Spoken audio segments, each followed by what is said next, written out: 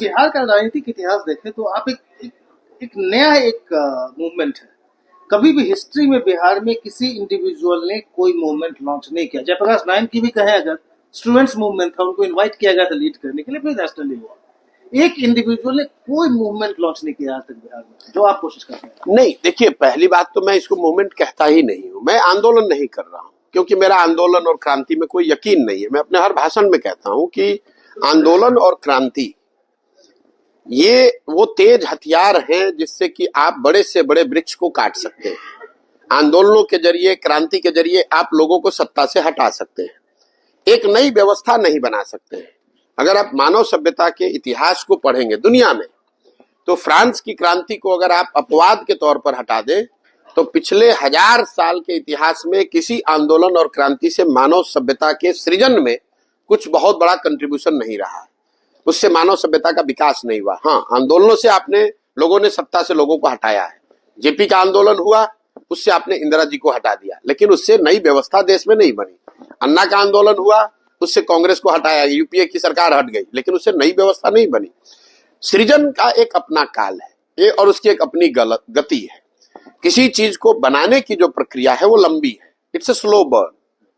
जो कहते हैं ना, खाना जो है वो लकड़ी की आंच पे बनता है, धीमी आंच पे बनता है। धीमी आंच पे खाना बढ़िया बनता है। तो अगर आपको समाज में कुछ बनाना है तो आपको वो पेशेंस चाहिए। यही गांधीवाद भी है। अगर आप गांधी को बहुत गहराई से उनकी सोच को देखेंगे, गांधी जब लौट कर आए अफ्रीका से, तो उन्होंने ये कभी नहीं कहा कि अंग्रेजों को यहां से भगा दो, उनका शासन खत्म कर दो। उन्होंने कहा कि जो अंग्रेज कर रहे हैं उनको करने दीजिए, पहले आप सेल्फ रिलायंट बनिए, अपने में वो वर्च्यूज बिल्ड कीजिए, छुआछूत से अलग हटो, अपने कपड़े खुद बनाओ, सेल्फ डिपेंडेंट बनो।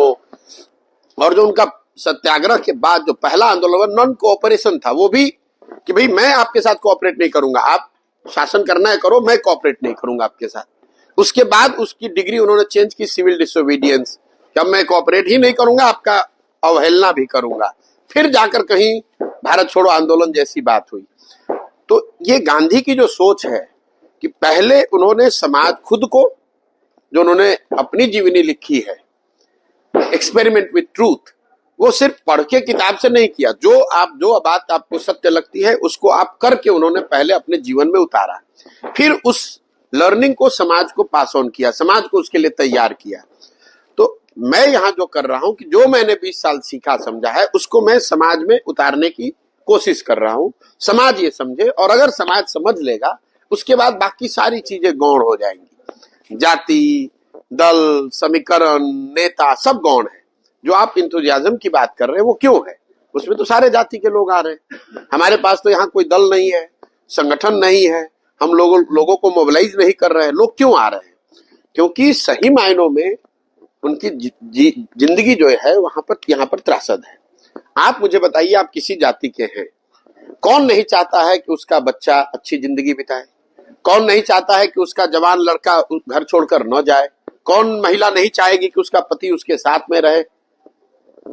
तो ये कोई ऐसी बात नहीं जो प्रशांत किशोर डिस्कवर कर रहे हैं। मैं तो जाकर सिर्फ उनको ये बता रहा हूं, भैया ये सब चीज चाहिए तो एक बार तुम देश की चिंता थोड़े दिन के लिए छोड़ दो, जाति की चिंता छोड़ दो, राज्य की चिंता छोड़ दो, एक बार पहले अपने बच्चों की चिंता कर लो।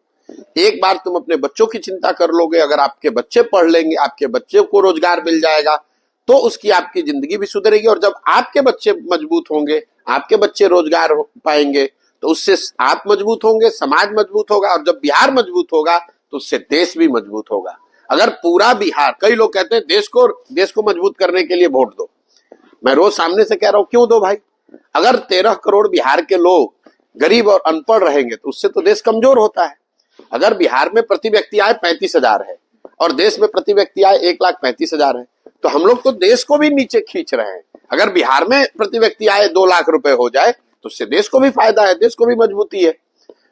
इसलिए मैं लोगों को कह रहा हूं कि भाई तुम पहले अपनी चिंता करो, अपने बच्चों की चिंता करो। तुम्हारे बच्चे जब पढ़ लिख जाएंगे, जब उनको रोजगार मिल जाएगा, तो अपने आप समाज की, राज्य की और देश की चिंता अपने आप हो जाएगी।